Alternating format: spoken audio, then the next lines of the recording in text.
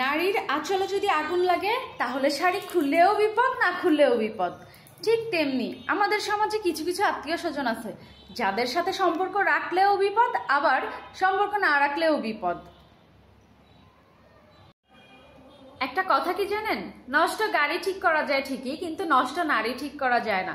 পিছনে 4-5 জন ছেলে ঘুরঘুর করে বলে নিজেকে অনেক সুন্দরী ভাবছেন, কিন্তু এটা কি জানেন, পচা জায়গাতে মাছি একটু বেশিই ঘুরে। যেই শহরে 500 টাকা খরচ করলে সারা রাত ফুর্তি করা যায়, একটা নারীর দেহ পাওয়া যায়, একটা নারীকে সারা রাত নাচানো যায়, সেই শহরেই কোনো ছেলে একটা নারীর জন্য সুইসাইড করতে যায়। অথচ সেই ছেলেদেরকে আমরা নারীরা বলি ছেলেরা ভালোবাসতে জানে না।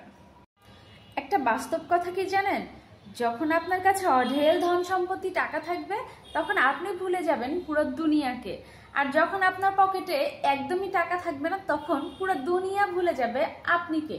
তাই দুনিয়ার পিছনে না ছুটে টাকার পিছনে ছুটে। একজন নারীকে সম্পূর্ণরূপে খুশি করা একজন পুরুষের পক্ষে অসম্ভব, কারণ যদি আপনি নারীকে সঙ্গ দেন তাহলে সে চাবে আর্থিক সচ্ছলতা, আর যদি আপনি নারীকে টাকা দেন তাহলে সে চাবে সময়।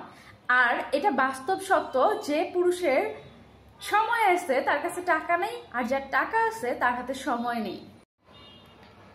জীবনে ঝামেলা যতই থাকুক, টেনশন করলে এটা বেড়ে যাবে, চুপ থাকলে কমে যাবে, আর ধৈর্য রাখলে সেটা শেষ হয়ে যাবে, আর আল্লাহর উপর ভরসা রাখলে সেটা খুশিতে পরিণত হয়ে যাবে।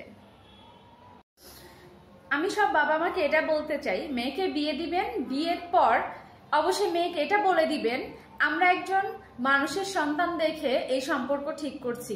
যদি সে মানুষের সন্তান না হয়ে পশুর মতো আচরণ করে তাহলে আমাদের দরজা তোমার জন্য সবসময় খোলা থাকবে। জীবনে 2 ধরনের মানুষের থেকে দূরে থাকবেন।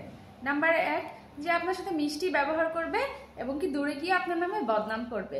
নাম্বার 2, যে আপনার সাথে তাদের প্রয়োজনে মিশবে, প্রয়োজন শেষ হয়ে গেলে তাদের আসল রূপ দেখাবে।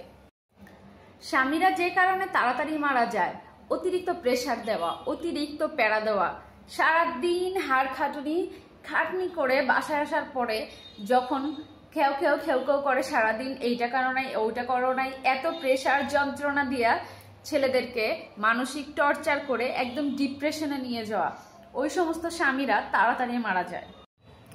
একটা বাস্তব কথা কি জানেন, মেয়েরা যে পরিমাণে কথা শুনে শ্বশুরবাড়ির মানুষের যন্ত্রণা সহ্য করে শ্বশুরবাড়িতে টিকে থাকে, সংসার করে সারা জীবন, সে তার অর্ধেক কথা যদি ছেলেরা তার শ্বশুরবাড়িতে শুনতো তাহলে মনে হয় না সেই মেয়েকে নিয়ে কোনো ছেলে সংসার করত।